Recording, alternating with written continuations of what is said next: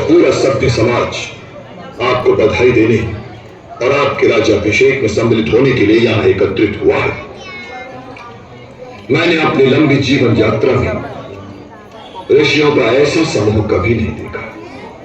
इनके यहां उपस्थिति ही इस बात को सिद्ध करती है कि इस राज्य में और इस राज्यसभा में सदैव ही ईश्वरी कृपा की वर्षा होती रहेगी।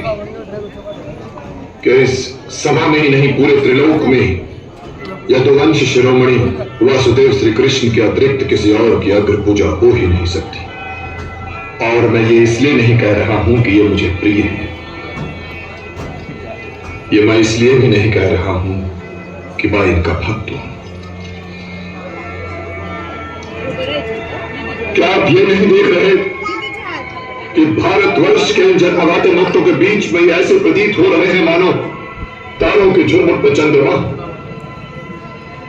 और जब चंद्रमा के दर्शन हो रहे हो तो तारों की ओर कौन देखता है।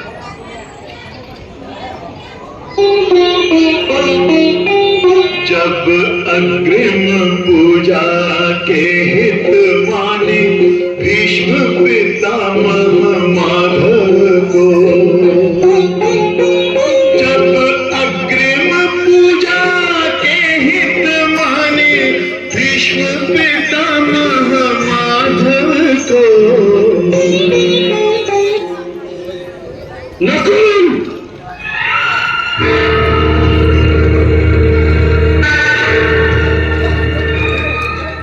ये तुम किसकी अग्नि पूजा कर रहे हो?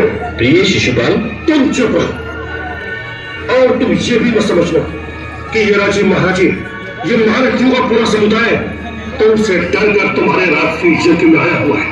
और हम तो ये सोचते रहे थे कि धर्म का अर्थ तुम हम सबसे अधिक जानते, इसलिए तुम्हें संवाद बन जाने दे। परंतु तुमने इस ग्वाली की अग्नि पूजा करके सारे राज समाज को अपमानित किया है।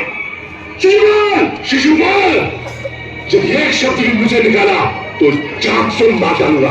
हाँ, अर्जुन। ये क्या अनुज? शिशुपाल हमारे अतिथि हैं। महाराज ठीक कह रहे हैं भीम भैया। प्रिय अर्जुन, अतिथेय की मर्यादा का उल्लंघन न करो। तुम बोलते रहो शिशुपाल, क्योंकि ये तुम्हारे ही बोलने का दिन है। और बोलूंगा क्यों नहीं? क्या मैं तुझसे डरता हूं? और मैं तो इससे भी नहीं मानता कि तू मेरे मामा वसुदेव का पुत्र है और तुझको तो यह स्थान ग्रहण करने का अधिकार ही नहीं है, क्योंकि यह स्थान या तो महर्षि व्यास ग्रहण करे या हस्तिनापुर नरेश धृतराष्ट्र। स्वर्गीय महाराज कंस के दास नंद के पुत्र का मुख्य अतिथि के स्थान पर बैठना सारे राज समाज का घोर अपमान है। शिशुपाल,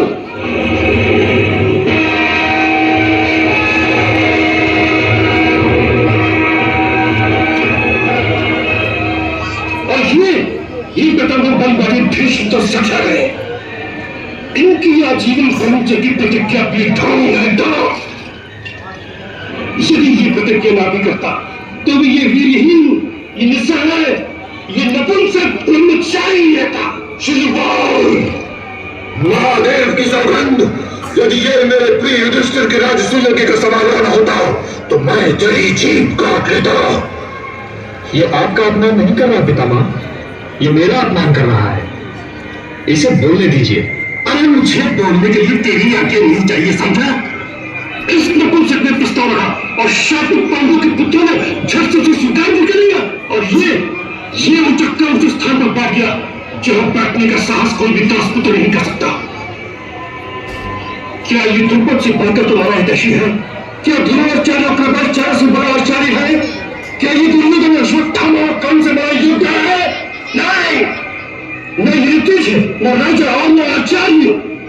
तो फिर नंद गांव की गायों का दूध तोड़ने वाले इस गोली को किस दृष्टि से तुमने पूजा की जगह मान दिया? आप सुन रहे हैं ना बुआ? अब मैं क्या करूं? शिशुपाल, यदि तो आप भी चुप न हुआ तो तेरी जीभ खींच लूंगा। इसे बोलने दीजिए ना। आप भूल गए कि मैंने बुआ को क्या वचन दे रखा है?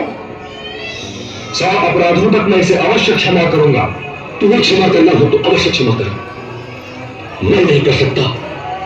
इसने पितामह भीष्म का अपमान किया है, इसने बुआ कुंती का अपमान किया है, इसने तुम्हारा अपमान किया है। तुम यहाँ खड़े मुस्कुरा रहे हो। मुस्कुरा नहीं रहा हूं दाऊ, गिन रहा हूं। यदि तुम्हें और कुछ कहना हो शिशुपाल तो कह डालो, क्योंकि अभी तुम 3 अपराध और कर सकते हो। अरे तू मुझे क्या डराता है मायावी? और तू अपमानों की बात करता है? मैं यही खड़े खड़े 300 बार तेरा अपमान करूंगा और तू मेरा कुछ नहीं बिगाड़ पाएगा। और तेरा मानी क्या है रे कि कुछ भी अपमानित करो? गिन, ये हुआ 98, तू एक तुच्छ चोर है। ये हुआ 99, तूने महाराज कंस का नमक खाया और उनका एक बच्चे डाला, तू कतई नहीं है। ये हुआ पूरे 100, बोलते रहता है तू। बस अब रुक जाओ शिशुपाल। अरे तू तो एक बहनोइया है जो राजाओं के वस्त्र पहनकर इस सभा